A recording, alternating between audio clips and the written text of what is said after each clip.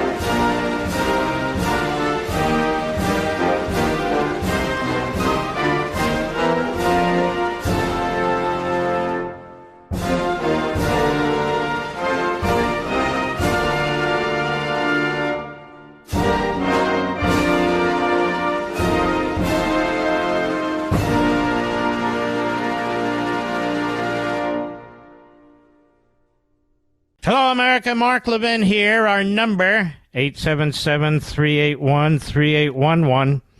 877-381-3811. I see President Trump endorsed the book today, Mr. Producer. We want to thank President Trump. We'd like all Republican candidates, all Republican leaders to endorse the book. I mean, after all, it's about the Democrat Party, but, you know, some of them seem more like Democrats than Republicans these days, don't they? Certainly do to me.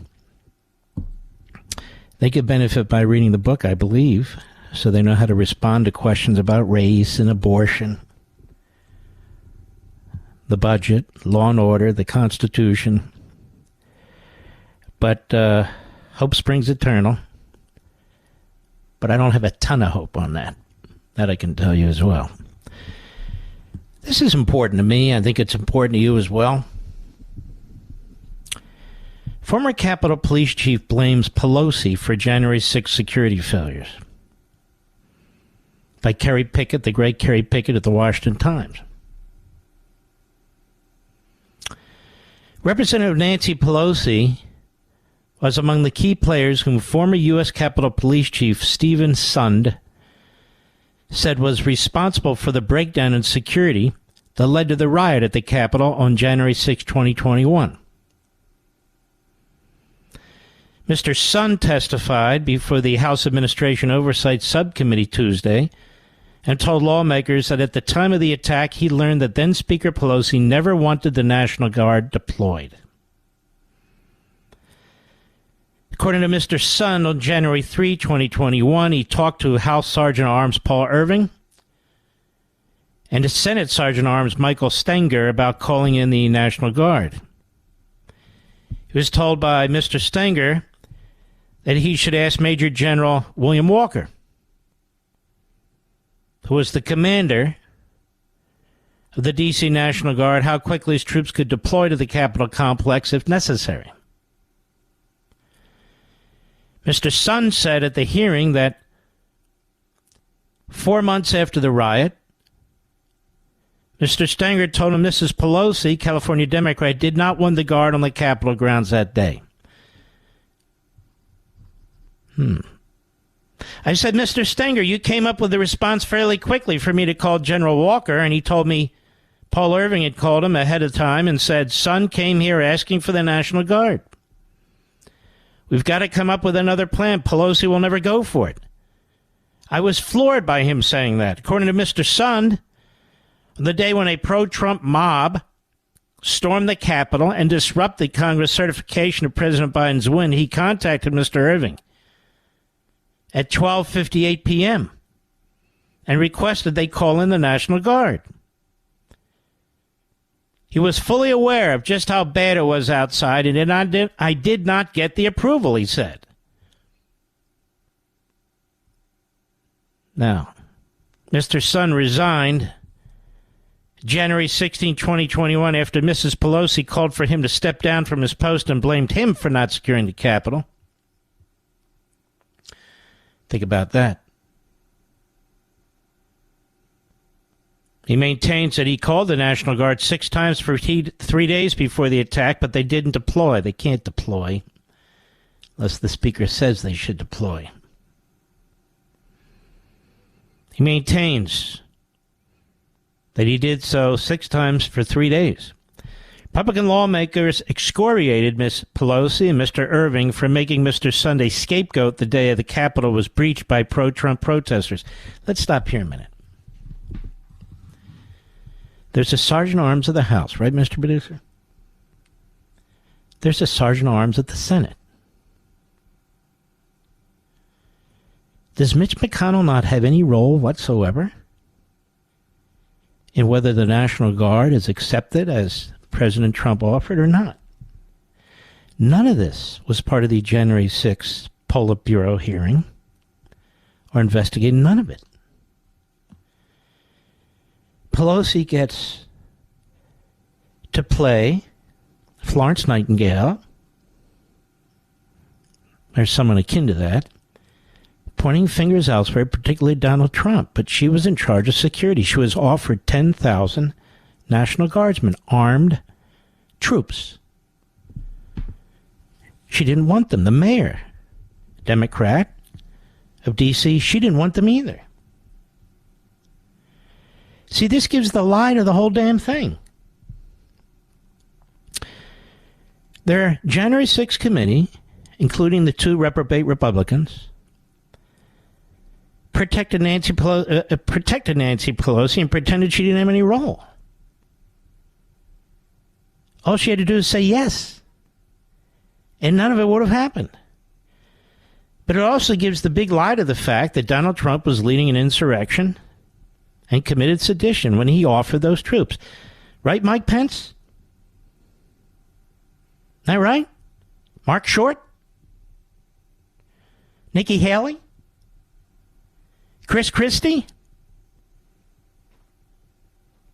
None of us in this room are saying what happened on January 6th was correct, says Representative Greg Murphy of North Carolina, but I absolutely believe the conditions for that to occur rests at the former Speaker's lap. And those 2 sergeant-at-arms are complicit with other individuals, said Mr. Murphy. It's one thing for something to occur, but it's another thing to create the conditions for that to occur. Of course, he's exactly right. But of course, Representative Norma Torres of California, the top Democrat on the panel, turned the panel's attention to former President Trump's involvement in spurring the attack. And then they go on with their talking points. But Donald Trump didn't spur the attack. He never used words that spurred the attack. There's not a scintilla of evidence in any phone calls, texts, emails that he spurred any attack. People, some of whom are making pleas and said they wouldn't have done what they did but for the fact of Trump X, Y, Z. But that's nothing. That's not evidence of anything.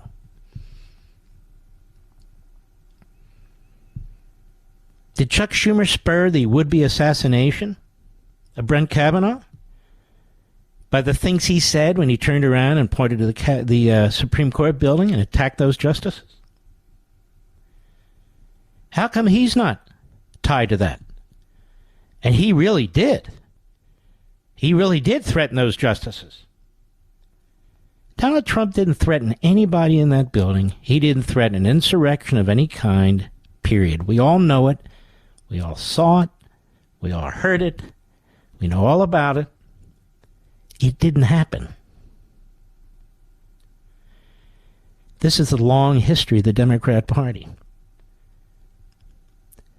And they're never Trumper friends. But it's the long history of the Democrat Party to make up history, to rewrite history.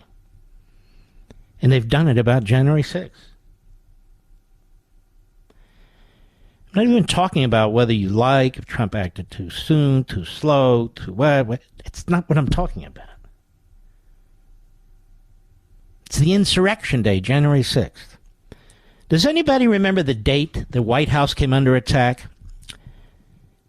And, of course, the Democrats were very concerned about all the Secret Service personnel who were injured. No, they weren't, and they never said a damn thing.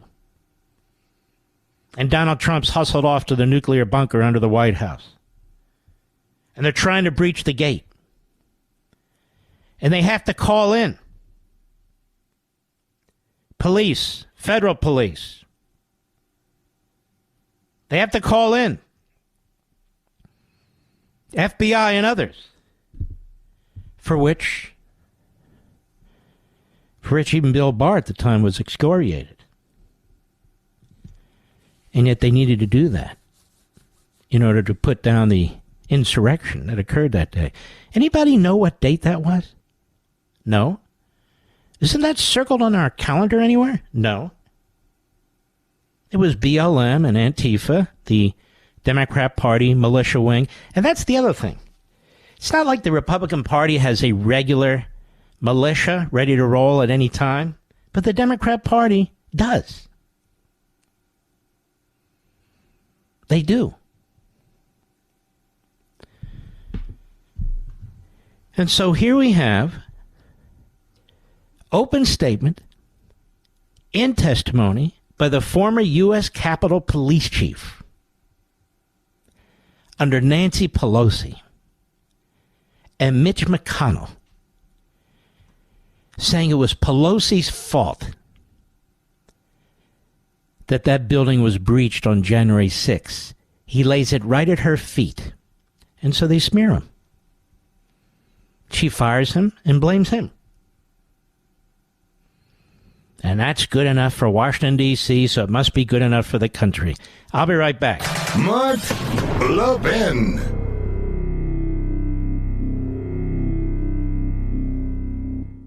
Have you been waiting to buy gold as an investment? Lots of commercials out there, but who can you really trust? I didn't want to make a bad investment, but didn't want to miss the boat either. Sound familiar? Fortunately, I've got great news. If you have an IRA or 401k and want to buy physical gold to diversify your investment, eliminate fear and uncertainty from the process, get the new Gold IRA Company Integrity Checklist. It helps you evaluate and choose the best gold IRA company. To get your free IRA Company Integrity Checklist today, text LEVIN to 68592. That's LEVIN to 68592. Now, I trust Augusta Precious Metals and invested myself. Use this checklist to choose the best gold IRA company for yourself and see if you agree. To get your free Gold IRA Company Integrity Checklist today, text LEVIN to 68592. Again, text LEVIN to 68592. Text date and message rates may apply. Performance varies. Consult your financial professionals before making investment decisions and get risk disclosures at AugustaPreciousMetals.com. Well,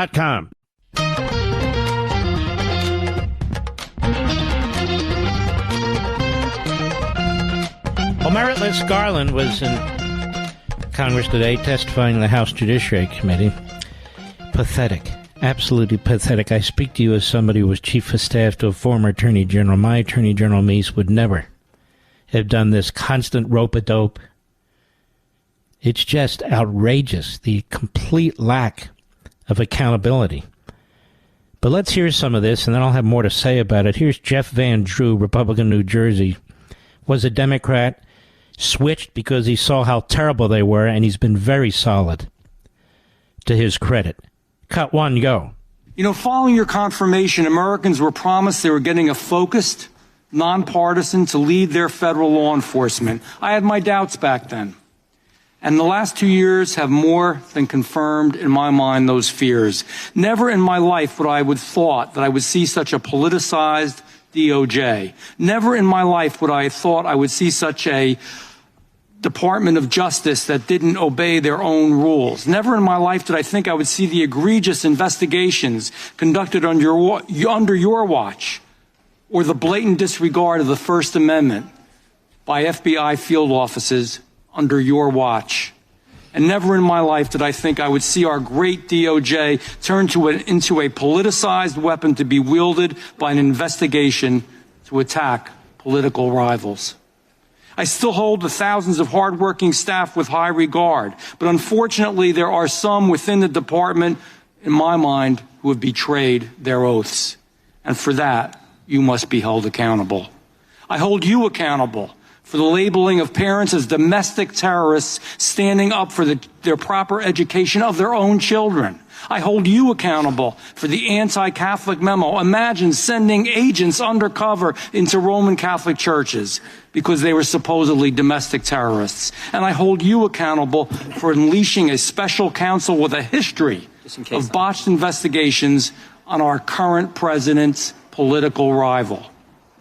The department under your leadership, I am sorry to say, has become an enforcement arm of the Democratic National Committee.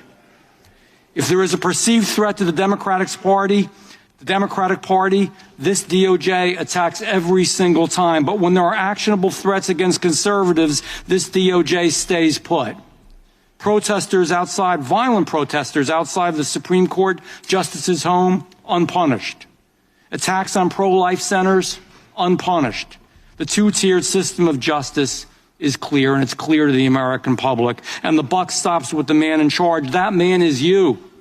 The actions of the DOJ are on you. The decline of Americans' trust in our federal law enforcement is on you. The political weaponization of the DOJ is on you. That is fantastic. Now, the guy is a former Democrat. And notice he doesn't draw any attention from the depressed, deface the nation, any of the major networks, because they're not interested in what a former Democrat, now Republican, has to say about current Democrats. If his name were Adam Kinzinger and he was trashing McCarthy and Trump, obviously they'd be offering him a job on these networks. Or if his name was Liz Cheney, well, she'd be getting awards from the Kennedy's Foundation. But here he is. He flipped from a Democrat to a Republican. And by the way, one of the better Republicans, I might add. And listen to what he says. And they act like he doesn't exist. I know he exists. He represents a beautiful part of New Jersey. And he represents it well. And I just wanted to point this out. This gentleman had been elected as a Democrat to various state offices in New Jersey. He was elected to Congress as a Democrat. And then he said, wait a minute. What the hell am I doing? And he switched parties. He did the unthinkable. And so he gets the scarlet letter rather than in effect, a media ticker tape parade. But he was outstanding. Now, one of the questions I'm getting, I've done maybe already 30 interviews on this book. The Democrat Party Hates America. And I bring up this gentleman, Jeff Van Drew, for a reason. I really believe the more people who really understand what the Democrat Party stands for, including Democrats who aren't, zombies. Democrats who really aren't sure why they're Democrats. I really believe if they read this, they will distance themselves from that party. But one of the questions I'm getting a lot about is the Constitution and slavery. And so I really need to dig into this in the context of what Mr. Van Drew just said. Have you been waiting to buy gold as an investment? Lots of commercials out there, but who can you really trust? I didn't want to make a bad investment, but didn't want to miss the boat either. Sound familiar? Fortunately, I've got great news. If you have an IRA or 401k and want to buy physical gold to diversify your investment, eliminate fear and uncertainty from the process, get the new Gold IRA Company Integrity Checklist. It helps you evaluate and choose the best gold IRA company. To get your free IRA Company Integrity Checklist today, text Levin to 68592. That's Levin to 68592. Now, I trust Augusta Precious Metals and invested myself. Use this checklist to choose the best gold IRA company for yourself and see if you agree. To get your free Gold IRA Company Integrity Checklist today, text Levin to 68592. Again, text Levin to 68592. Text date and message rates may apply. Performance varies. Consult your financial professionals before making investment decisions and get risk disclosures at AugustaPreciousMetals.com. Mark Levin, tough as hell. That's why I like Mark Levin. And I'm not sure a lot of people like him. He's tough as hell. But I like him. I love him. Call in now. 877-381-3811. I want to thank President Trump for very kind words in person, kind words in public, posting the book, linking to it. And I have to tell you, I'm kind of shocked right now. On the Drudge Report, Matt Drudge has prominently posted my book. And correctly so, that we've skyrocketed past the Elon Musk book. And I happen to like Elon Musk, by the way. So credit where credit is due. And he's treated the book, I think, the way it ought to be treated. But it is amazing because he has nothing but contempt for Trump. So there's Trump who's promoting the book, and there's Drudge who's promoting the book. Ladies and gentlemen, honestly, this book is written for you. My hope is it will change things or begin the process of changing things. But the repeated question I kept getting, and so I want to address it nationally to a point, I won't overdo it, is something we talked about several months ago. But look, people come and go and memories fade and you've got other things to do. What is it about this Constitution that the Democrat Party hates so thoroughly?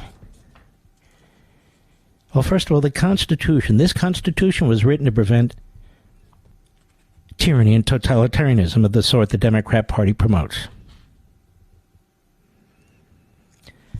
And they lie about the Constitution.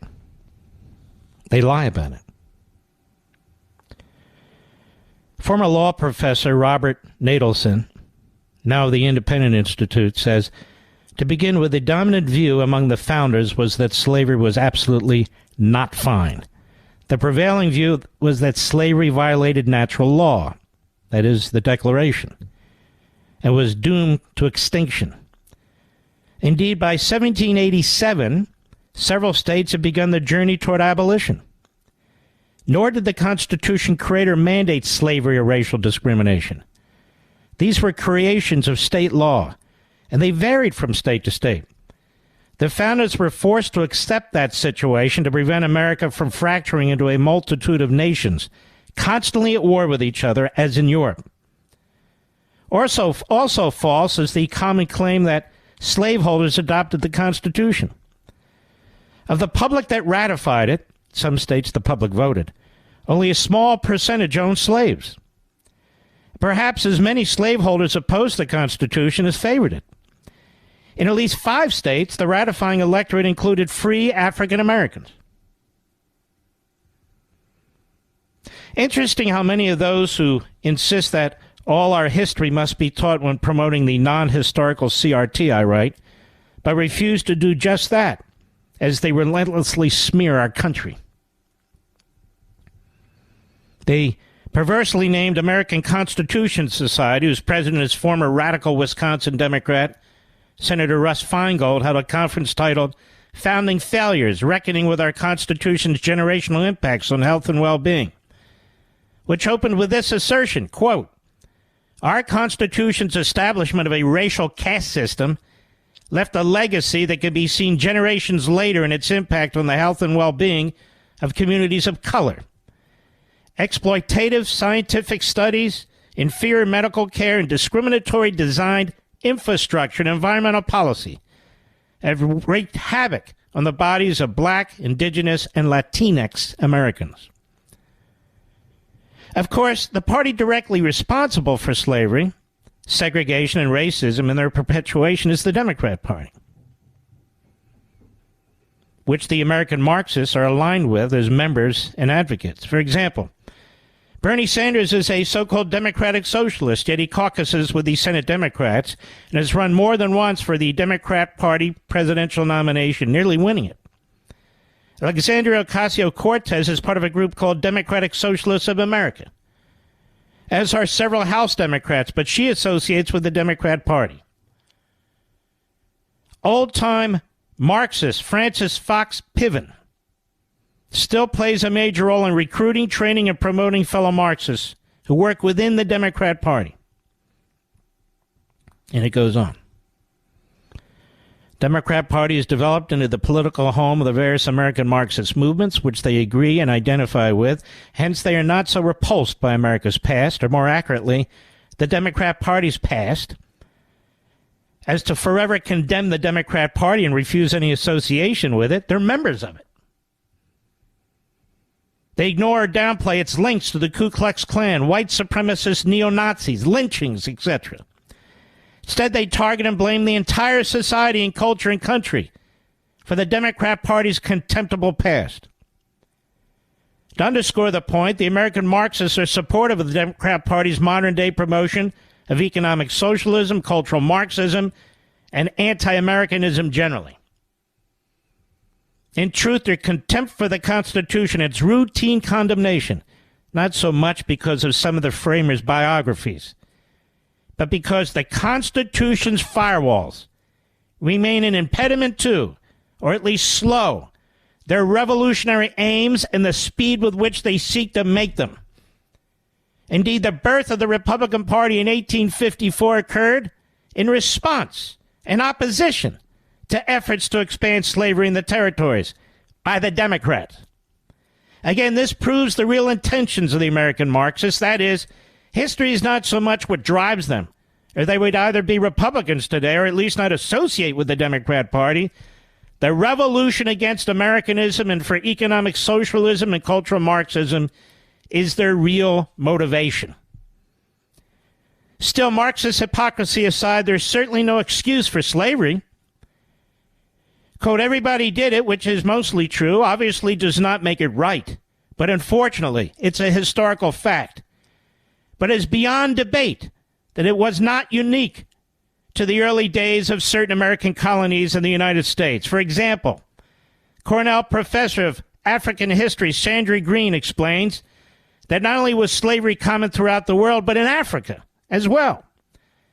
She writes, slavery in the United States ended in 1865, but in West Africa it was not legally ended until 1875. And then it stretched on unofficially until almost World War I in Africa. Slavery continued, she writes, because many people weren't aware that it had ended, similar to what happened in Texas after the U.S. Civil War. She says, while 11 to 12 million people are estimated to have been exported as slaves from West Africa during the years of the slave trade, millions more were retained in Africa. I'm quoting her. It's not something that many West African countries talk about, says Green, who's black herself. It's not exactly a proud moment because everyone now realizes that slavery is not acceptable. The broader point is that all cultures suffer from serious imperfections, I write. Some can acknowledge and effectively address them, reforming along the way, and others do not, or are less successful in doing so. The constant degrading of the American system, including the distortion of history, capitalism, and modern-day race relations, is a purposeful effort by the Democrat Party not to improve society, but to ruin and eradicate it. Like Robert Nadelson, assistant professor at Hillsdale College, Dr. David Azarad makes a good and succinct defense of the framers of the Constitution. He writes, the argument that the Constitution is racist suffers from one fatal flaw. The concept of race does not exist in the Constitution. Nowhere in the Constitution, or in the Declaration of Independence for that matter, he writes, are human beings classified according to race, skin color, ethnicity, sex, religion, or any other of the Democrat Party's favorite groupings. Our founding principles are actually colorblind, although he says our history, regrettably, has not been. The Constitution speaks of people, citizens, persons, other persons. A euphemism for slaves and Indians, not taxed, in which case it is their tax-exempt status and not their skin color that matters. The first reference to race and color occur in the 15th Amendment, and its guarantee of the right to vote, ratified in 1870. Azarad points out that the infamous 3/5 clause, we've talked about this, which more nonsense has been written about than any other clause, doesn't declare that a black person is worth 60% of a white person. It says that for purposes of determining the number of representatives for each state in the House and direct taxes, the government would count only 3/5 of the slaves, and not all of them, as the southern states who wanted to gain more seats had insisted. The southern states insisted that although blacks were property, but they should be counted as people for the purpose of assigning House seats, because they wanted more power in Congress. It was the North that said no. No, you only get 3/5. The 60,000 or so free blacks in the North and the South were counted on par with whites. The Constitution defers to the states to determine who shall be eligible to vote. It is a little-known fact of American history that black citizens were voting in perhaps as many as 10 states at the time of the founding. The precise number is unclear, but only Georgia, South Carolina, and Virginia explicitly restricted suffrage to whites. Now, on July 5, 1852, Frederick Douglass, who escaped slavery, came to the North, was not educated in any school, was self-educated, an intellectual, a genius, a leader of the abolition movement, who eventually befriended Lincoln, although initially he was skeptical. Became close friends with Lincoln, who did more to help free the slaves and advance the cause of a colorblind society than any black person alive today who's teaching at any college or university or is on any cable show. On July 5, 1852, before the outbreak of the Civil War, Douglass gave a fierce speech condemning slavery and endorsing abolition. And in that speech, Douglass also strongly defended the Constitution of the United States and those who drafted it. Among other things, Douglass declared that those who replied to him by charging the framers of the Constitution for, quote, precisely what I have now denounced are in fact, this is him, not me, guaranteed and sanctioned by the Constitution of the United States, that the right to hold and to hunt slaves is part of the Constitution framed by the illustrious fathers of this republic. But I differ from those who charge this baseness on the framers of the Constitution of the United States. It is a slander upon their memory. At least so I believe, fellow citizens. There is no matter in respect to which the people of the North have allowed themselves to be so ruinously imposed upon, and that of the pro-slavery character of the Constitution. In that instrument, I hold there is neither warrant, license, nor sanction of the hateful thing that is slavery. But interpret it as it ought to be interpreted, the Constitution is a glorious liberty document. Read its preamble. Consider its purposes. Is slavery among them? Is it at the gateway, or is it in the temple? It is neither. While I do not intend to argue this question on the present occasion, let me ask, if it be not somewhat singular that if the Constitution were intended to be by its framers and adopters a slave-holding document, why neither slavery, slaveholding, nor slave can anywhere be found in it? What would be thought of an instrument legally drawn up for the purpose of entitling the city of Rochester to a tract of land in which no mention of land was made? Now take the Constitution according to its plain reading, and I defy the presentation of a single pro-slavery clause in it. On the other hand, it'll be found to contain principles and purposes entirely hostile to the existence of slavery. They're pulling more statues down in New York City. One of them is George Washington, who was the president of the Constitutional Convention. And I point out, if Douglass were alive today and made this statement on nearly any media platform or virtually any Democrat Party event, he'd be booed off the platform. In other words, he would be abused and smeared as Clarence Thomas is today. Now, there's much more in the book, but I wanted you to have a little tidbit of it, so at least you have a little general knowledge of how to push back. I'll be right back. Mark Levin.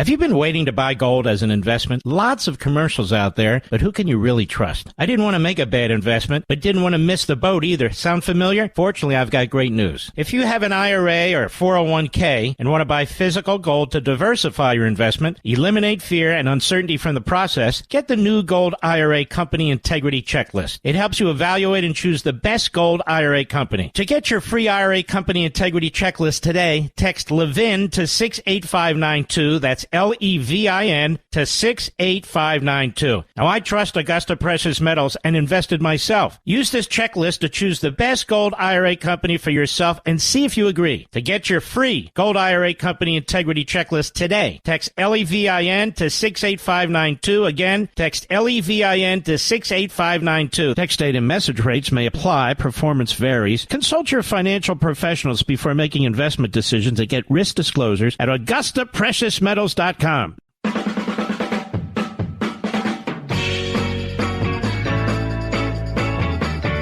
definitely want to get into this hearing today more deeply because we have a rogue Department of Justice under a rogue Attorney General, and he did his rope-a-dope thing. I don't believe he's running that department any more than I believe Biden's running the government. I believe it's Lisa Monaco, the Deputy Attorney General, who truly is a Marxist bomb thrower. And the other senior officials there who are of the Marxist mindset as well. There's simply no question about the extent and the depth of the corruption and the police state abuses of the Department of Justice and their prosecutors. There's simply no question about it. So we're going to get into this hearing more deeply. I mean, I've got a ton to discuss, but I'm not going to get to all of it. There's always tomorrow and the day after and the day, well, almost always. But the truth is, what Merrick Garland is doing to this country, what the Department of Injustice is doing, I'm seeing now that there's a report out there, of course, leaked by the government, by Jack the Ripper Smith's office, that they now have an individual, they say, who has turned on Trump, the head of IT at Mar-a-Lago, who says he was told, if asked about the boxes, to play dumb, the movement of the boxes. So everybody's out there, including the legal analysts, and including the biggest analyst of them all, Chris Christie. Can you imagine, Mr. Producer? The sperm whale of the candidates, that this is open and shut evidence, witness tampering. Ladies and gentlemen, just because the prosecution leaks something doesn't make it true. Where the hell do we live anymore here? It's just unbelievable. I'll be right back. This segment of the podcast is exclusively sponsored by Pure Talk. Pure Talk offers great coverage and can save your family money on your wireless bill every single month. Go to puretalk.com to find the plan that's right for you. Thank you again for listening, and thank you so much for this sponsorship, Pure Talk. He's here. He's here. Now, broadcasting from the underground command post, deep in the bowels of a hidden bunker, somewhere under the brick and steel of a nondescript building, we've once again made contact with our leader, Mark Levin. Hello, America. Mark Levin here. Our number, 877-381-3811. 877-381-3811. Cut number 5, Mr. Producer. Merrick Garland's asked by Mike Johnson, outstanding member of the House, former head of the Republican, another conservative group of Republicans there. Listen to this. Cut 5, go. Have you had personal contact with anyone at FBI headquarters about the Hunter Biden investigation? I don't recollect the answer to that question, but the FBI works for the Justice Department. I'm sorry. You don't recollect whether you've talked with anybody at FBI headquarters about an investigation of the president's son? I don't believe that I did. I promised the Senate when I came before it for confirmation that I would leave Mr. Weiss in place and that I would not interfere with his investigation. Okay. I have kept that promise. All right. Cut 6, go.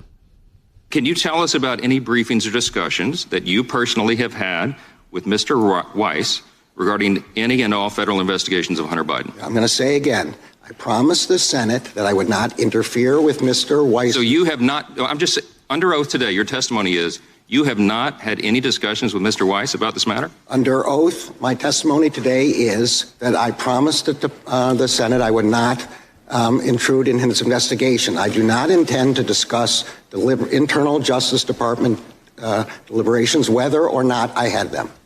Oh, okay. So your testimony today is you're not going to tell us whether you've had discussions with Mr. Weiss. My testimony today is I told the committee that I would not interfere. I made clear that Mr. Weiss would have the authority to bring cases that he thought were appropriate. Okay. Mr. Weiss's letter. Okay, let me stop you. For a second time, sir. Are you aware that FBI officials have come before this committee and they have stated that there was a cumbersome bureaucratic process that Mr. Weiss had to go through to bring charges in another judicial district? You know that? I'm not aware, but that's not true. There's nothing cumbersome about the process. So those whistleblowers are lying to us under oath? Those whistleblowers are lying? I didn't say that. Their description of the process cumbersome is an opinion. It's not a fact question. So he doesn't know anything, but he does know it's not cumbersome. He knows when he wants to know. And by the way, it is not an intrusion into the investigative process to answer a flat-out question whether you spoke to anybody at the Department of Justice about Hunter Biden in that investigation. That's not about interfering in the investigation by members of the House or anybody else. That is a question that's easily answerable that he doesn't want to answer. It's that simple. Did you talk to anybody or not? Not that I recollect. And then it goes to, I told the Senate I wouldn't get involved. Then it goes to, I'm not going to discuss an investigation. I promised the Senate I would. What does any of this mean? And so this is all an attempt to sabotage Congress's right to oversee activities at the Department of Justice. That's all it is. That's exactly what it is. And as for this David Weiss, you can thank Bill Barr for David Weiss, despite all of his spin and the rest of the crap. He's a U.S. attorney in Delaware, as I've explained this multiple times. A Trump appointee, they said, as I've said repeatedly, as somebody who understands this process and lived with it.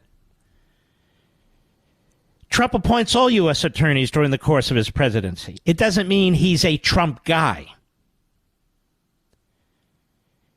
Everybody damn well knows that all U.S. attorney appointments go through the office of then Senator or Vice President or President Biden. He owns the state. He owns that city. Nobody gets a job without Joe saying so. And so he might be a Trump appointee. He could be a throwaway. You know, okay, that's not important. U.S. Attorney in Wilmington, who cares? That's what he's thinking. But they have to keep saying that. And yet the man's actions demonstrate that here's the thing. On the one hand, Garland and his troops say, we don't report to Biden. We're America's Department of Justice, not for the Department not for the Democrat Party and not for Biden. And yet the media keeps saying, oh, Weiss was a Trump appointee, as if he's doing Trump's bidding. Just damnable and stupid. And stupid. Thomas Massey. Really good. With Merrick Garland. Cut 8, go. Now, in that video, that was your answer to a question to me 2 years ago. This is about Ray Epps.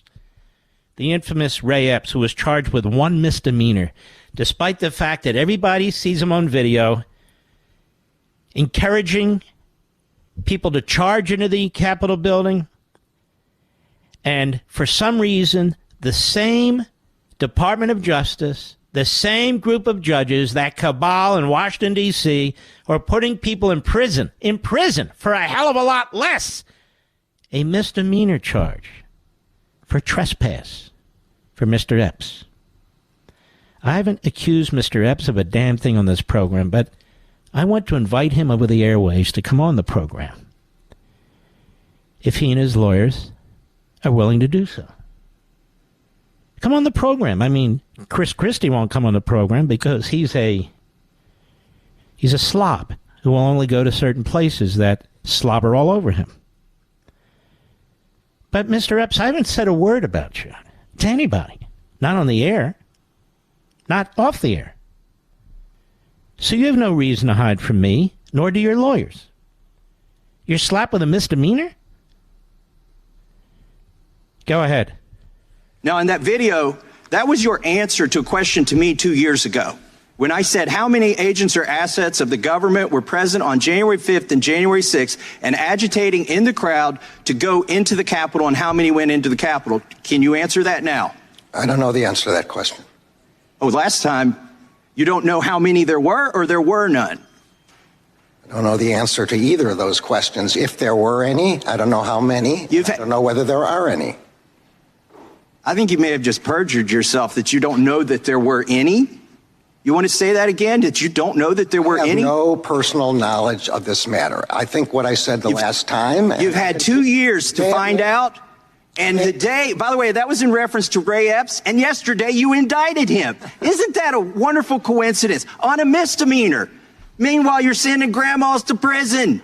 You're putting people away for 20 years for merely filming. Some people weren't even there yet. You got the guy on video who's saying go into the Capitol. He's directing people to the Capitol before the speech ends. He's at the site of the first breach. You've got all the goods on him, 10 videos, and it's an indictment for a misdemeanor? The American public isn't buying it.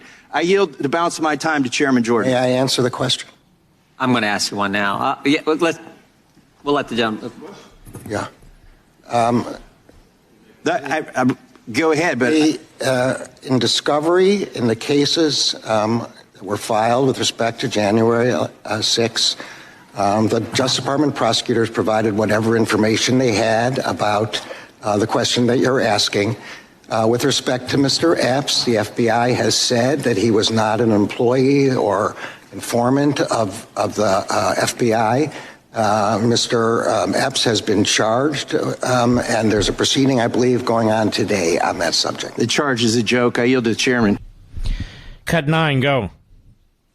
Elon Musk was a Democrat who admittedly supported Biden, but then he became a critic of the administration and exposed the censorship regime. Now, per public reports, the DOJ has opened not one but 2 investigations of Elon Musk. Mark Zuckerberg, on the other hand, spent $400 million in 2020 tilting the elections secretly for Democrats. No investigations whatsoever. To the American public, these look like mafia tactics. You pays your money, we look the other way. You get in our way, we punish you. The American public sees what these tactics are. 100%. Well, it's more the same during the hearing. I'm not going to play any more for you. But it is really quite disgusting. And so I was on the Martha McCallum show this afternoon. I want to thank her. She's a real journalist as far as I'm concerned. A little bit about the book, but she asked me about this testimony of the Attorney General today. And I will tell you, just to sum up and paraphrase, I said I was a Chief of Staff to an Attorney General, and these hearings were robust. That so many of the questions this man would not answer would have been answered by Attorney General Meese. And he had a firm grip on what was going on in his department. And then I went further. So I want to say it again to my friends on the House Judiciary Committee. Obviously, I haven't said it to them in private. I'm saying it to them in public. You need to issue a subpoena for all communications between the Attorney General, the Deputy Attorney General, between and among the Associate Attorney General, the head of the Criminal Division, the head of the Civil Rights Division, as well as others, for all their communications related to these cases and related to Hunter Biden in particular. Emails, text messages, phone logs, schedules. When I was at the Department of Justice, we had fairly extensive schedules. They were put in writing, sent out by email. The subject of the various meetings. Again, when I was at the Department of Justice, we at least had a weekly all-hands-on-deck meeting, and that would include all the heads of the different departments and divisions. It's time to go right for the top of the Department of Justice. They will claim that they cannot provide that information. They might even get the President of the United States to assert executive privilege over the communications. And they should raise it to the highest level now, have this constitutional battle, which is absolutely required, duke it out in the courts, and try and get the information. Because they're not going to get it from these hearings with this reprobate and the other reprobates that Biden appointed. They are not going to give the information. They'd rather leak it to the Washington Post and the New York Times, which is what they do. Now, one of the people who used to be a conservative Federalist Society member, used to have an honorable career, is George Conway. Really, his name should be George the Con, not so much Conway. And George has lost his way. George is all in my humble opinion. He's all in the tyranny of the Department of Justice. He eggs them on. He finds this to be perfectly fine. The targeting of a former presidential candidate with bogus allegations using the most ridiculous laws. He knows the possibility for convictions on certain counts are very high because of the cities they're brought in and because of the nature of the juries. He knows this is a Stalinist production, but he doesn't care. He doesn't care. Cut 10, go. He just doesn't stop. This is Trump he's talking about. That's why all of this evidence, it all fits together. And you know, when we see count 33 of the indictment and the Mar-a-Lago indictment, which is the conspiracy to obstruct, they listed these things A, B, C, D, E, F, and G, and they didn't put in them all. They've got so much. Yeah. He's dead to rights in all this. There you go. Guy that wanted a job in the Trump Justice Department, he was turned down, and he's been on a hate mission ever since. Obsessed, unhinged. As far as I'm concerned, not even a very good lawyer. He's muscled his way through over the years. But they love him now on MSNBC and CNN and Airport Radar and sonograms and wherever else he can show up. Because this is the road to fame. And this is George the Conway. Now, of course, there are a number of motions that can be filed in Florida, and I hope they are. A number of good motions that could be filed to address this, but George Conway, the Conway, he will never describe them. He will never discuss them. They have this man dead to rights. Otherwise, they won't invite him back on MSLSD. But dead to rights or not, again, I can tell you as a former chief of staff to Attorney General Meese, that case would never have been brought. There never would have been a criminal case. Period. Ed Meese would not have done this to the country. He would not have ever taken the criminal route for a search warrant, a SWAT team, against anybody. Like a Jimmy Carter and so forth. Never would have happened. There were also civil avenues that could have been pursued, but they chose not to. It's a complete setup job. Just like this January 6th case is with this judge. Now, I want to talk about this briefly, too. There's just so much to discuss. Judge Tanya Chutkan, as I pointed out 2 Sundays ago on Life, Liberty, and Levin, the case is overwhelming for her to recuse herself.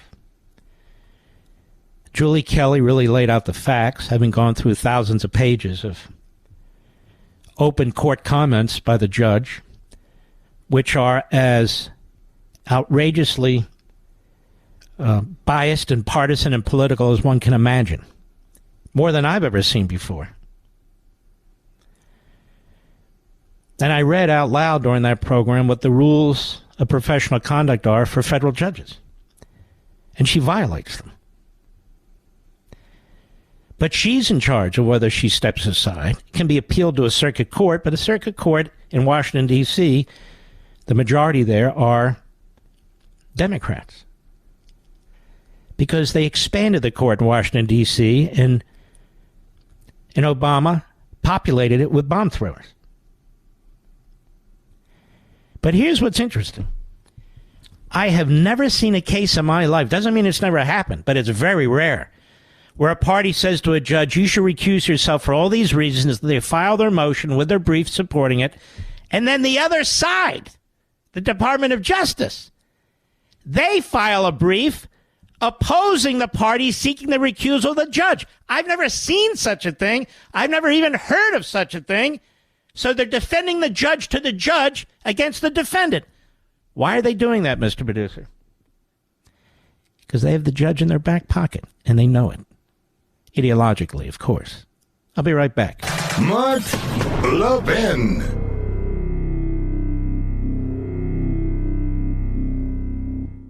Now, you know what company's looking out for you when they actually upgrade your service and don't charge you for it? This is great news, and for new and current Pure Talk customers. Pure Talk just added data to every plan and is including a mobile hotspot with each one, with no price increase whatsoever. Now, if you've considered Pure Talk before but haven't pulled the trigger, take a look again.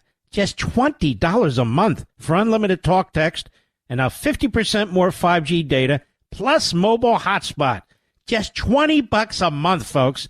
This is why I love Pure Talk, that also happens to be veteran-owned and only hires the best customer service team right here in America. Most families are saving almost $1,000 a year while enjoying the most dependable 5G network in America. Dial pound 250 and say Mark Levin to make the switch to Pure Talk, and you'll save an additional 50% off your first month. Again, dial pound 250, say Mark Levin, and make the switch to my cell phone company, Pure Talk, today.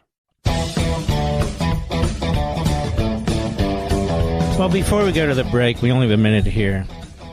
Unfortunately, I do need to address this. Ex-Trump aide, what is her name? Cassidy Hutchison, Mr. Producer? Claims Rudy Giuliani groped her on January 6th. January 6th, 2021. 2.5 years ago. Why would you keep that information secret until you launch your book next week? Rudy Giuliani groped you, you claim, and yet you wait until your book comes out 2.5 years later to mention it? I'm sorry, folks. Sorry. I'm not buying it. Now, you know what company's looking out for you when they actually upgrade your service and don't charge you for it? This is great news, and for new and current Pure Talk customers. Pure Talk just added data to every plan and is including a mobile hotspot with each one, with no price increase whatsoever. Now, if you've considered Pure Talk before but haven't pulled the trigger, take a look again. Just $20 a month for unlimited talk text and now 50% more 5G data plus mobile hotspot. Just $20 a month, folks. This is why I love Pure Talk, that also happens to be veteran-owned and only hires the best customer service team right here in America. Most families are saving almost $1,000 a year while enjoying the most dependable 5G network in America. Dial pound 250 and say Mark Levin to make the switch to Pure Talk, and you'll save an additional 50% off your first month. Again, dial pound 250, say Mark Levin, and make the switch to my cell phone company, Pure Talk, today. Mark Levin, the research arm of conservative media. Call in now, 877-381-3811. Well, we already know one of the 5 Republican holdouts who opposed an 8% cut in domestic spending, who opposed supporting military and vet spending, and opposed securing the border. The one of the 5, Ken Buck, who's also opposed to an impeachment inquiry into Joe Biden. So these guys basically sold out to Washington. And he's looking for a job at CNN. So that's one of the 5. Now we learned from our friend Byron Donalds that Matt Gaetz is desperately looking to run for governor of Florida. So he's trying to make a stand, get as much attention as he can, because that'll be a very crowded primary. I can tell you that right now, as a resident of Florida. And he wants to be viewed as Mr. Fiscal Responsibility. So he opposed the 8% cut in domestic spending, supporting the military and our vets, and hardening our security on the border, because that's the proposal that Byron Donalds and other conservatives came up with. But there's more. Matt Rosendale, Republican of Montana, and I don't mean this to be rude, but he strikes me as kind of the dumbest of the crowd, maybe. He's plotting to run for statewide office, too. This is all in Politico. Against John Tester. So he's looking to separate himself from other possible Republican opponents. I'm just showing you how all these guys have their personal ambitions. Their personal ambitions, and that is what they're putting in front of everything else. Ralph Norman, Republican of South Carolina. Let's see here. What do they say about? He's mulling a primary challenge to Lindsey Graham. So he's looking for attention to draw attention to himself. So it's not like any of these guys want to hang around in the House of Representatives, by the way. Then we have, what else do we have here? Guy by the name of Bishop out of Virginia. He is floating that he's looking to be an alternative candidate to the Speaker. So he wants to be Speaker of the House. And then we have Andy Biggs, who tried to do a knockout blow to Convention of States in Arizona. These are the five that we're supposed to follow down the yellow brick road. These aren't conservatives. You know, I don't know of any speaker in my lifetime, not a Republican speaker, none in my lifetime, who supported a bill that would cut domestic spending by 8%, for God's sakes. And it's just a start. Just a start. Who would support our military, support our veterans, and take affirmative steps to start to support the border and defend it. And keep in mind, Kevin McCarthy's up against Mitch McConnell. And these lousy, lazy, good-for-nothing Senate Republicans, with a few exceptions. And so people, I'm going to challenge him. We'll remove it. And replace him with what? And who? I know what's going on here. I know there are conservative think tanks in Washington, D.C. Not all, but some, that want to be the power brokers. This is how they raise their own money. This is how they make themselves, quote unquote, useful. I call out anyone I can see who, in my view, is not supporting constitutional conservatism and is not supporting we the people. But Mark, you support Kevin McCarthy. He's a rhino. He's a moderate. Really?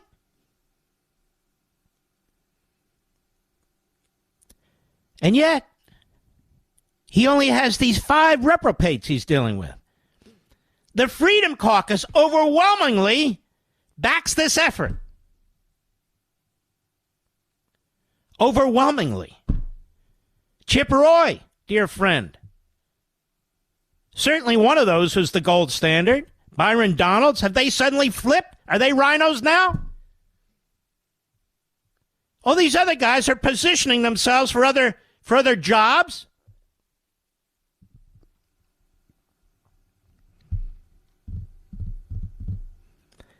Of course, the focus should be on Mitch McConnell and the pallbearers he surrounds himself with and the Republicans in the Senate. That's where the focus should be, because they're making it impossible. If we pass a bill, ladies and gentlemen, that cuts spending 25%, that builds a border wall that is bigger, greater, wider than the Great Wall of China. If we do all those things, the Republicans joining the Democrats in the Senate are going to kill it anyway. So what's the point of this? Shouldn't our wrath be focused on the Senate leadership? Let me ask you a question, folks. If you're the Speaker of the House under these circumstances, what would you do? What would you do? In my 21 years behind this microphone and longer, when I served in the Reagan administration, I supported a number of government shutdowns. But Ronald Reagan wouldn't even support this. This has no purpose other than to advance the career of these five guys. Where's Scott Perry? Scott Perry, who's a great guy out of Pennsylvania. One of the great leaders of the Freedom Caucus. He isn't thrown in with these five. Nobody's thrown in with these five. Oh, they're the true conservatives. No, they're not the true conservatives. They're not the true conservatives. And what's going to happen now is the Democrats are going to grab the ball. They'll get a few of these lousy, liberal, rhino Republicans to join them. Then we'll have a complete budget blowout. That's what's going to come of any government shutdown under these circumstances. I remember the government shutdowns under Reagan. He wanted his Trident missile system. They didn't put any money in there, but he wanted to destroy the Soviet Union. So he said, no, I'm shutting it down. You put that in that bill or you get nothing. That's not what we hear today. We don't hear that today. We got, well, you know, I want the 12 bills have to come out at once, and then we got to... Do you even understand what they're talking about, America? Of course not. It's gibberish. You and I will support a government shutdown. We want these Republicans from time to time to fall on their swords. We got it. But this...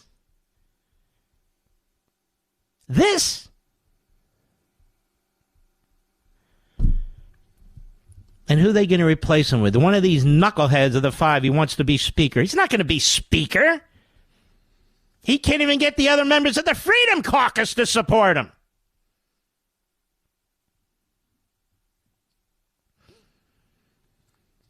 It's absolutely shocking to me. And then every damn one of them is positioning for something. Now, you and I, we don't trust most politicians. Well, why would you trust these five? Because they're called the hardliners? The true believers? The real conservatives? No, they're not. They're exploiting the numbers. And the media want the American people to believe that these are the conservatives. These are the five true conservatives. And this is what happens when you're a conservative. They're not the conservatives, and this is not what happens when you support conservatives. When you support conservatives, they propose an 8% domestic spending cut. They support the military and they support the veterans. And they support doing something substantive and fast on the southern border. And by the way, Schumer's already said it's dead on arrival. You know why? Because he has Mitch McConnell in his back pocket. Because Mitch McConnell doesn't support it either. So these five are effectively doing the dirty work of Mitch McConnell and the Senate Republicans. They don't want this bill coming to the Senate that Byron Donalds has been involved in and other conservatives support. They don't want to see it in the Senate because they agree with blowing off the spending caps that were agreed to last May. These are the Senate Republicans. So McConnell, while he says we're rooting for the Speaker, he is thrilled with these five. Thrilled.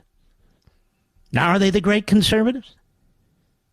No, I don't think so. Not in the least. I'll be right back. Mark Levin.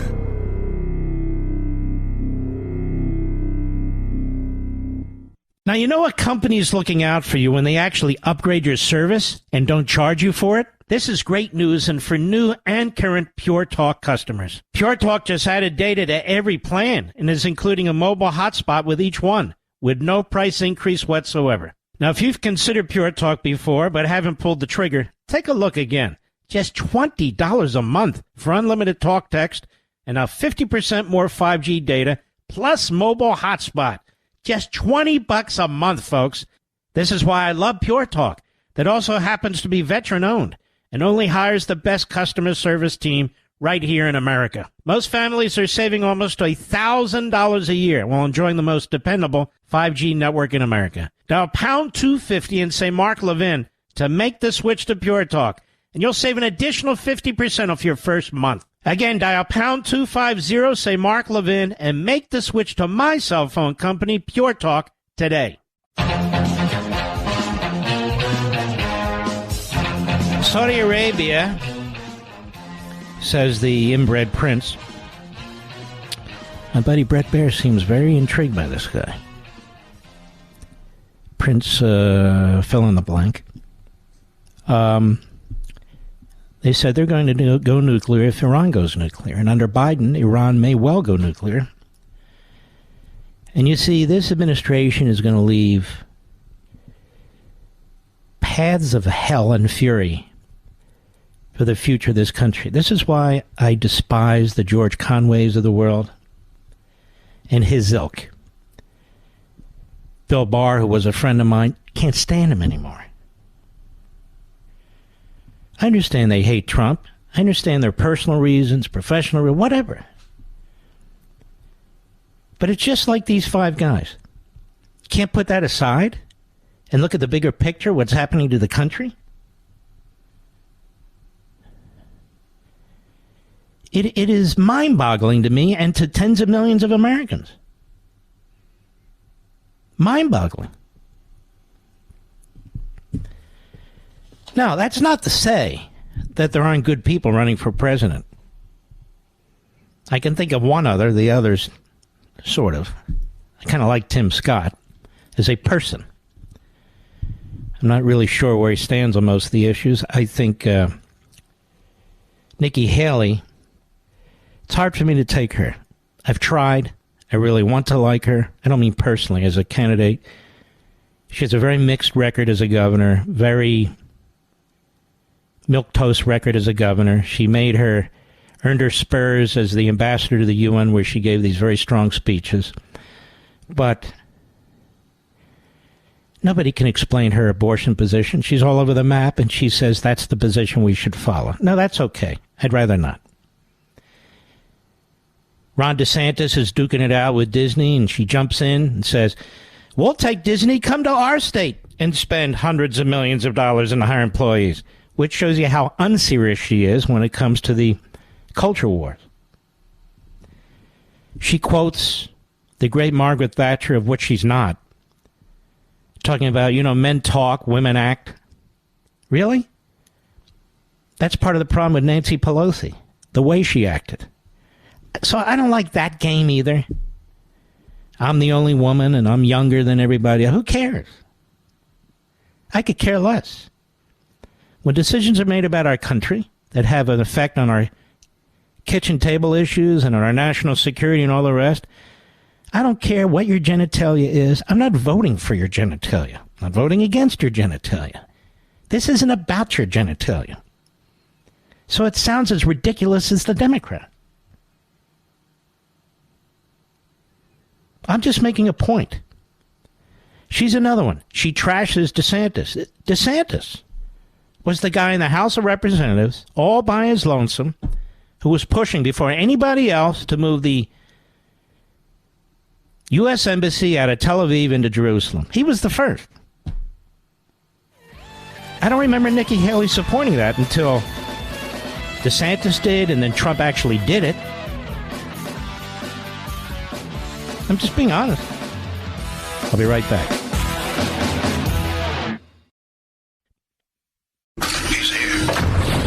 is here. Now, broadcasting from the underground command post, deep in the bowels of a hidden bunker, somewhere under the brick and steel of a nondescript building, we've once again made contact with our leader, Mark Levin.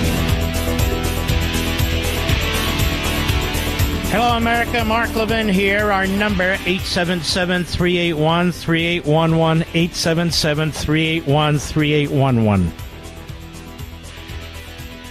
I started talking about this UAW situation a bit ago, and really nobody was willing to talk about it, and they all were slobbering and lining up behind the UAW boss. And yes, I make a distinction between the boss and the members. The bosses are typically political hacks. A lot of these unions have simply made promises to their members that they themselves cannot keep. Their pension funds run dry, which is why they ran to Daddy Biden, who took $36 billion a year money to put into a government pension insurance program. Didn't even get Congress's approval. He just did it.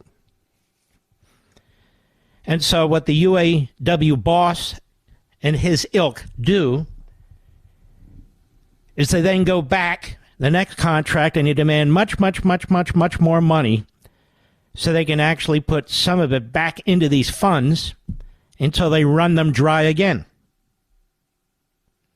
None of this is being reported by the media because they stink, the media. Now, we haven't heard from GM's president, but he put some information out there in the public record for the Detroit Free Press that anybody can check, including you. And this is why there will not be a groundswell of Americans who are even sympathetic to unions or even other union members who are going to support the UAW. And we Americans already know that the price of automobiles are through the roof. New cars, used cars, pickup trucks, 18-wheelers, they're almost unaffordable to most people. And to deny that these labor contracts don't have some role in it is to lie.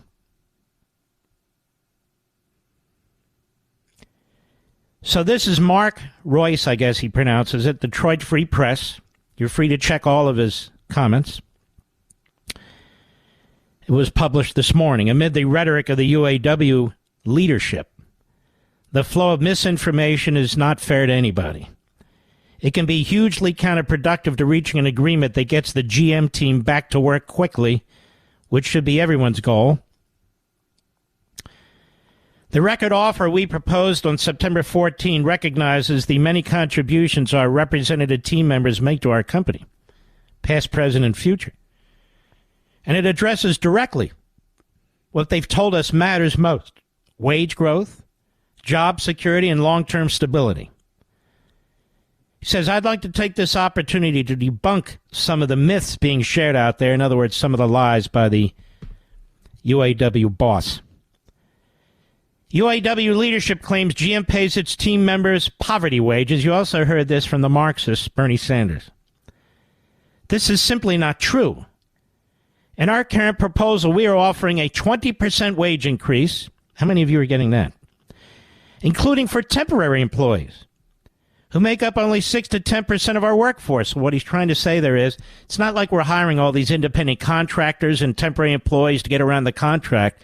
We only have a very small number of our employees who are temporary, and they're getting a huge increase too. He says that means about 85% of current representative employees would earn a base wage of approximately $82,000 a year. Did you know that, Mr. Producer? Is that a poverty wage? In contrast, the average median household income in 9 areas where GM has major assembly plants is $51,821 compared to the $82,000. And total compensation for the 85% of the workforce with overtime and benefits, ready, would be more than $150,000 a year per employee. Their benefits are through the roof. Overtime and all the rest. So the base is $82,000 even before you get the benefits. When you add in the benefits and the overtime, $150,000 a year, over $150,000 a year. Now, can you imagine a 40% increase for a 4-day work week? And even more benefits? That's what they're striking for. In the 2019 contract, wages for hourly workers with less than 1 year of service, earning $17 an hour, had the potential to reach $32.32 an hour over the term of the contract. With our most recent proposal, some entry-level team members will get up to a maximum rate of $39.24 an hour, $40 an hour, at the end of the contract. For some workers, that's a 141% increase. Not good enough, says the UAW boss. We want more. Says the fundamental reality is that the UAW's demands can be described in one word: untenable. We want to ensure our company succeeds, and more importantly, wins for the next 100 years for the benefit of everyone. And they go on with their electric vehicle propaganda, which, of course, is being imposed on the corporation by the Biden administration and the federal government. As for record profits, those profits, he writes, are reinvested in our company and our people. In 2022, GM had net income profits of $9.9 billion. In 2023, our capital spending will be $11 to $12 billion. In other words, their profits, $10 billion, they're pouring that plus another $1 to $2 billion into capital spending in their company. Says that's not an aberration. Over the past 10 years, our net income totaled $65 billion, and the amount we invested back into the company during the same period, $77 billion.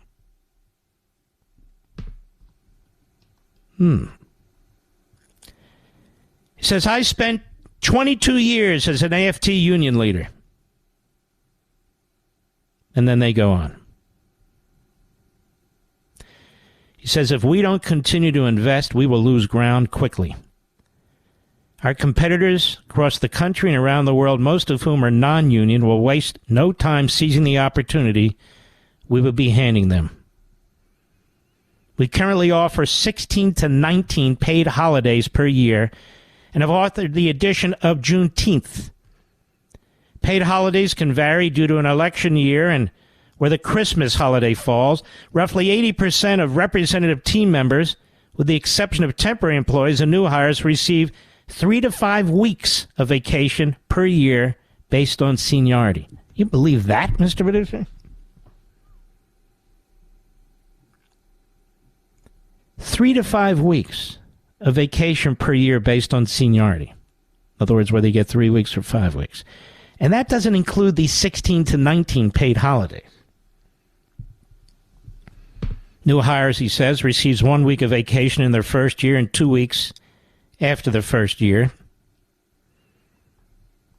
GM's offer includes annual wage increases for new employees with progression to the full wage rate within 4 years. We have assembly and manufacturing jobs. We have warehousing jobs. We have supply jobs. And within these distinctly different businesses in our national contract, everyone is paid on the same wage structure. Our represented team receives extremely generous retirement benefits. Our latest offer to the UAW continues our unconditional 6.4% company 401k contribution for employees who are not eligible for pensions. An additional $2,600 contribution each year is provided as an investment toward medical expenses in retirement, a 25% increase over today. Those retirement benefits grow to $1.7 million over a typical 33-year career when combined with our average employee contributions and historical investment returns in our plans. And he goes on. If these three automobile companies agree to the demands of the UAW boss, they will go broke. They will go broke. That's how stupid this is. Now, even what the corporations are proposing to the union bosses are going to drive up the cost of an American vehicle to almost unaffordable levels for most Americans who are now struggling to put food on the table, struggling with high interest credit cards. And so when they hear about $150,000 for an employee, base wage of 82 plus all these benefits and so forth, let me promise that if you're a so-called populist conservative, if you're afraid to talk about this and the real consequences for the vast majority of America's working class, as the Marxists like to call it, you're blanking up the wrong tree. Whether it's a corporation or a union boss, when you're ripping off the consumers, the vast majority of Americans, when you're using this contract as an opportunity to try and exploit the economy and the circumstances, the waitress down the road at the diner, the plumber, the electrician, the HVAC installer, the landscaper, you're not fooling anybody. Not anybody. And when you're pushing up the costs of steel and aluminum and plastic, you are not fooling other union members either. There's no reason to stand shoulder to shoulder with this. And union bosses who are pushing this. This is destructive, ultimately destructive of the UAW, certainly destructive of Americans from all stripes, backgrounds, all parts of the country who are trying to make ends meet and need vehicles and need repair parts. You're not fooling anybody. There's nothing populist or popular about any of this. This is an old-fashioned shakedown. I don't have any investment in these companies. Less through my IRA or something like that, but I certainly have no direct investment or any investment that I know of. But this is an old-fashioned shakedown. You're not shaking down billionaires and millionaires. You're shaking down, quote-unquote, the little people. These people who are striking earn more than most of the people who buy these vehicles. They talk about fairness. Is that fair? No, I don't think so. And I don't give a damn what your CEO earns. If you want to put pressure on the shareholders to get rid of your CEO, then go for it. It has nothing to do with the punishment that you intend to mete out against hardworking Americans who hold different jobs, don't earn anything close to what you earn, and then going to make their lives even much more difficult. I'll be right back. Mark Levin.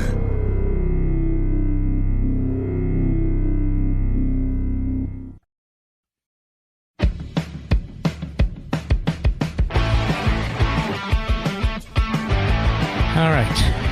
Do we have any callers there, Mr. Producer? I know we have a full board. Okay, well, give me a couple of names. Give me one name. Let's start in.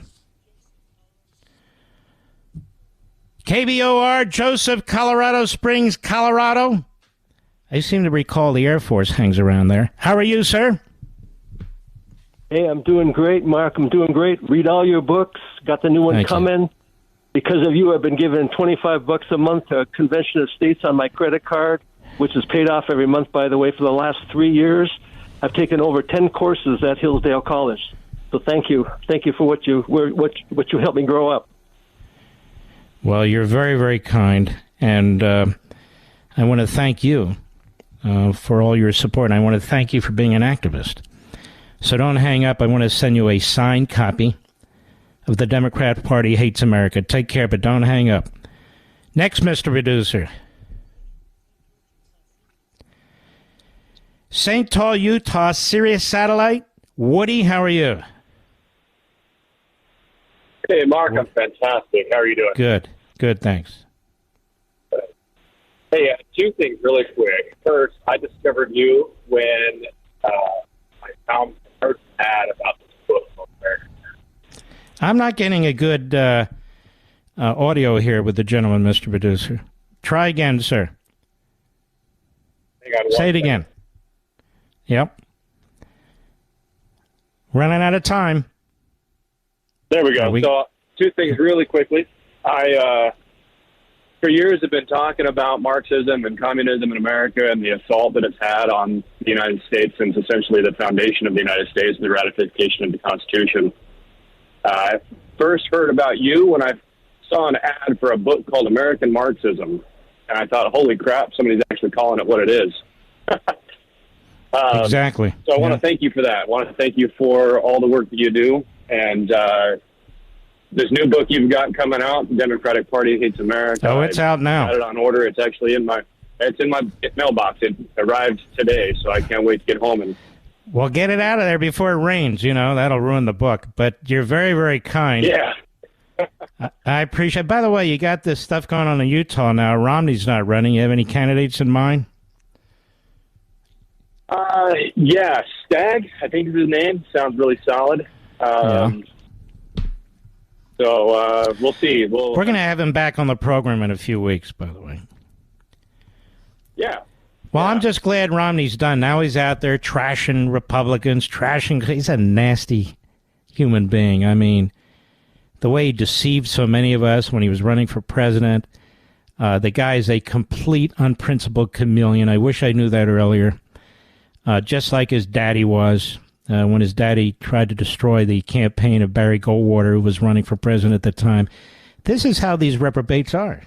The George Conways of the world, the Chris Christies, the Chris Sununos, the Bushes, and on and on and on. These are people who put their own, their own feelings and their own beliefs on how the Republican Party should continue to be in a constant state of passivity and defense, I would argue, in front of the best interests of the nation. They just do, and they do it election after election after election. All right, my friend, don't hang up. We will send you a brand new signed copy of The Democrat Party Hates America. Now, look, if you've already purchased some copies and you get through and I give you a signed copy, keep the signed copy. Don't give it away because I can't give you another one. All right, sir. Thank you for your call. One more caller? Go ahead, Mr. Producer. Hoboken, New Jersey. Anthony on the Mark Levin app, which is a good way to listen to the show, by the way. How are you, sir? Very good. Thanks for taking my call. Or as we like to say in Philadelphia, Anthony. The H is silent, you know, Anthony. Andy, see. We spoke many times about the Southern Poverty Law Center. We had a few laughs back then, a few years ago. I'm a true conservative. I was with you with Ted Cruz. I fell into that trap with Trump. I won't vote for him again, and here's why. I believe he's 20 seconds, I hate to tell you. What's that? Liberals, he's compromised because he wants to pat liberals on the back. He gave us Christopher Wray, Bill Barr, Sessions. Mm-hmm. No, he's not perfect. You want to go through what Bush did? You want to go through what Nixon did? You want to go through what those Republicans did? Far superior. Mark Levin, making conservatism great again. Dial in now, 877-381-3811. Just a reminder, because it's getting late in the week, that on Saturday, I hope to meet so many of you at Bookends in Ridgewood, New Jersey. And we will start at 10 a.m., shaking hands, signing books, having a wonderful time. Those who've come to these events before know how fun they are, know that when they're done in the bookstore, they can go out and get some lunch, because Ridgewood is a fantastic town in New Jersey. So that's 8 a.m. this Saturday. I really hope you'll join us in Ridgewood, New Jersey at Bookends. It's a fantastic independent bookstore. You know, some of these independent bookstores are so left-wing they won't carry my books. Ridgewood does what bookstores are supposed to do. They carry everybody's books, especially mine. So I hope you'll come by Bookends, Ridgewood, New Jersey. Again, 10 a.m. this Saturday morning. Now, the next day, Sunday afternoon, It'll take me a little bit of time and my family to get from New Jersey to Virginia. We're going to go to another haunt that we love, the Barnes & Noble at Tyson's Corner Mall in McLean, Virginia. Easy access to its very large Barnes & Noble. They, too, have wonderful restaurants both in the mall and outside the mall. It's very comfortable. And, again, at both events, people will meet many times for the first time and make lifelong acquaintances. It's just a fantastic thing where people who love the country, believe in the country, are concerned about what's happening in the country, we all get together. These are really our national town hall meetings.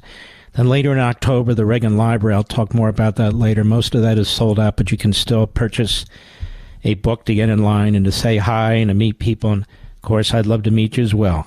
We'll be flying all the way out there later in October. But I just want to focus on this weekend right now. That's it. Those are the 3 signings. There are no more. Certainly no more that I plan to do. And I want to thank you all. I want to thank all of you who, number one, care about the country.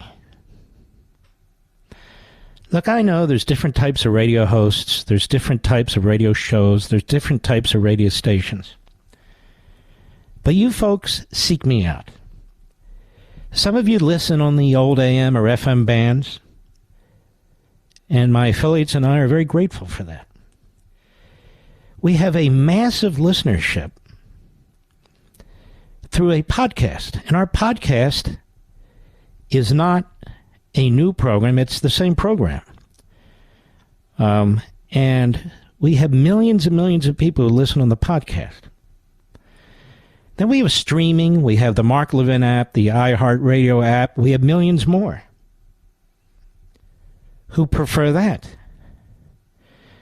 So I count at least 7 ways to listen to this program, and all of them are available to you very easily and for free. So when some people say, well, the ratings, I'm the ratings king. Yeah, I got it.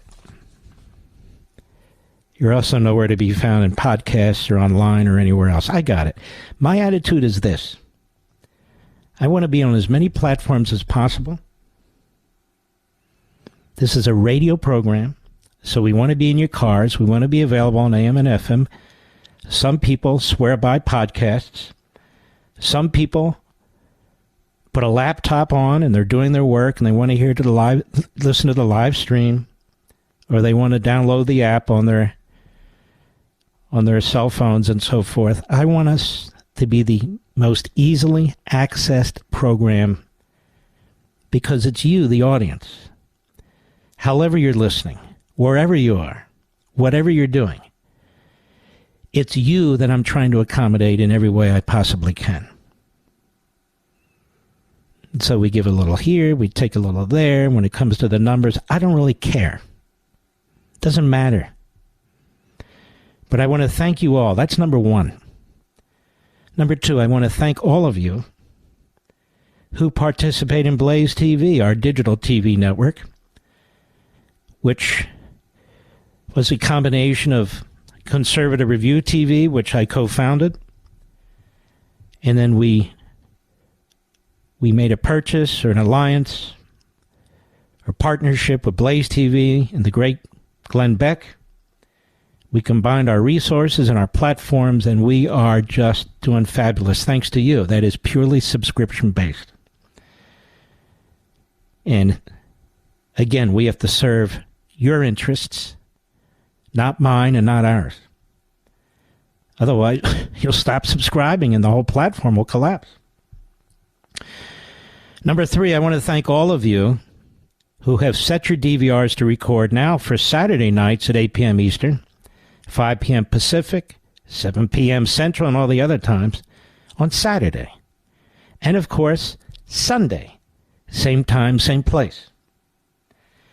The reason Fox expanded the program from just Sunday night to Sunday and Saturday night is because of you.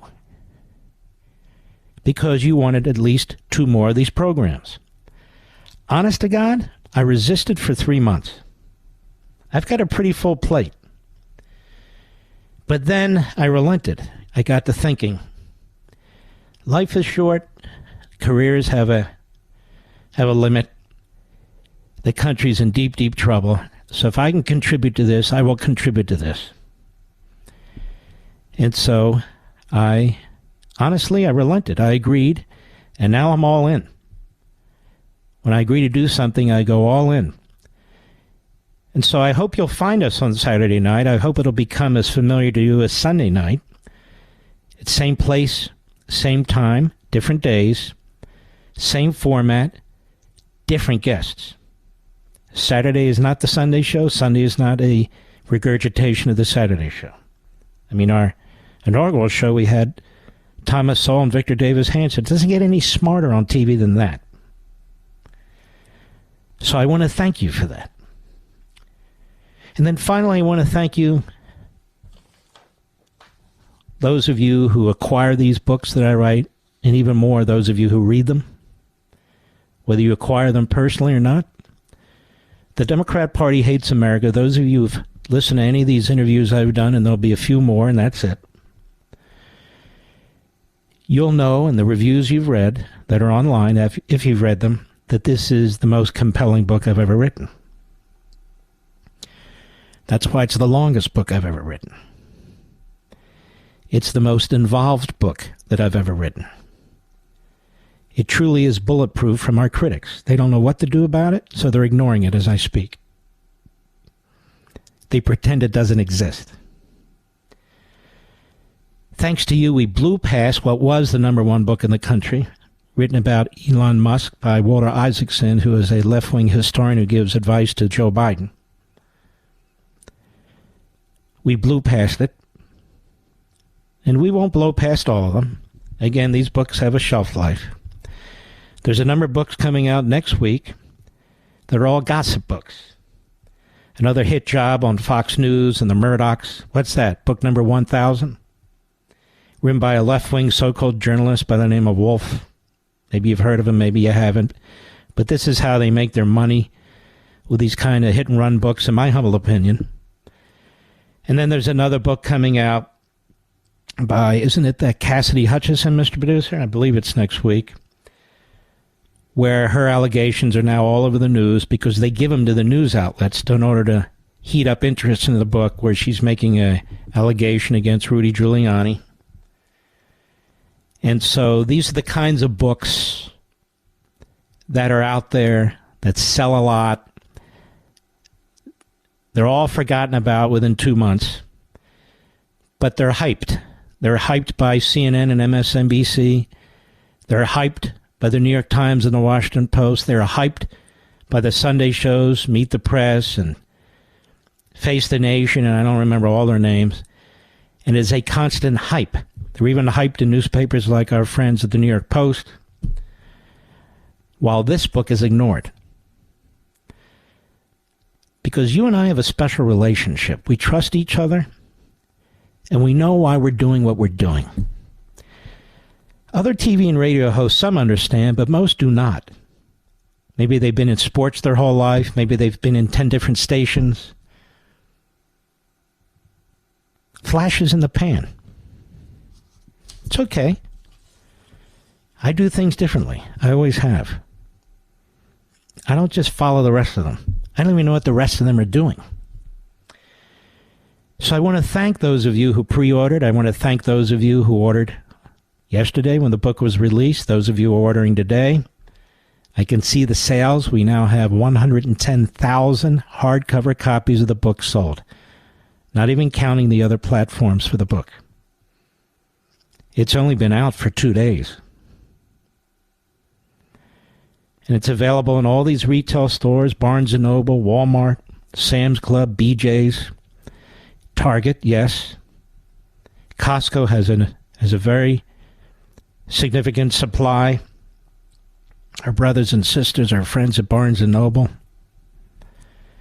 And, of course, Amazon, which has a significant number of copies to send you immediately. So they're available for you. Nobody is hiding them. They're out there. You're just too powerful. You are way too powerful. There's too many of you. And they don't want to tick you off. They don't want to tick you off. And I want to thank all of you, the army of patriots out there. None of this is possible without you. And I want to tell people who keep saying the same thing, these critics, that I do this for the money. I don't write books for money. It takes too much of a toll on my family when I have to spend weekend after weekend, night after night, early morning after morning, and the holidays researching and writing a book. I'm going to be a fairly wealthy person whether I write another book or not. Whether I do another TV show or not. Whether I do Blaze, whether I do radio. It's not about money. I wish somehow I could get that through the heads of some of these critics, the phony conservatives and the leftists. But I can't, so I'm going to stop trying.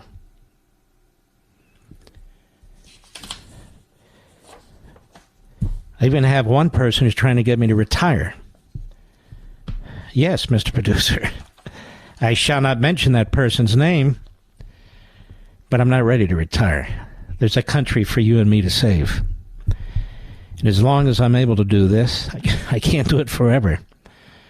I hope we can join together and keep this up, because one day I won't be doing this, by hook or by crook. So now's the time, if we're to do this together. I'll be right back. Mark Levin.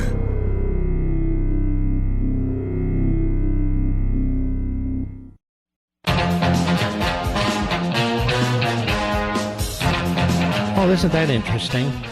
It looks like California is going to lose in the next round of congressional seats in the distribution through the census up to 5 congressional seats, Mr. Producer. Now, they lost 1 last time, and it's a damn shame. What I think is the most beautiful state in the nation, maybe not today, but it certainly was, and look, I'm not a Californian, I'm just telling you, was some of the most beautiful cities in the nation, like San Francisco. It's been destroyed. You know, they used to say, Brandeis said, that the states are laboratories for experimentation. Well, California is a laboratory for experimentation. Radical Democrat Marxist experimentation, one-party monopoly rule, and it's destroyed. Nobody goes to California to open a business anymore. They leave. Everybody used to want to go to California, the land of opportunity. And this guy, Gavin Newsom, thinks he's presidential material. Why? Because he puts all that grease in his hair? Why? Because he's copied Bill Clinton's motions? Guy's a dunce. He's destroyed California, but now he thinks he's presidential material. And trust me, so do a lot of Democrats. So do some Republicans. That's how imbecilic things have become. So they've lost 5 congressional seats on average. It's about 800,000 citizens per congressional seat. That's 4 million people. Even when you add in all the illegal aliens and aliens that have come into California, they have a net loss of 4 million people, the vast majority of whom, I'm sure, are Republicans or some Democrats who bumped their heads and decided they needed to get out of there. So very, very productive people have left that state and taken billions of dollars in economic wealth with them. That's America if the Democrats take control. We salute our armed forces, police officers, firefighters and emergency personnel, our truckers, freedom fighters in Ukraine, that's right, and Taiwan and all over the world. And I want to thank you folks. God bless each and every one of you. See you tomorrow.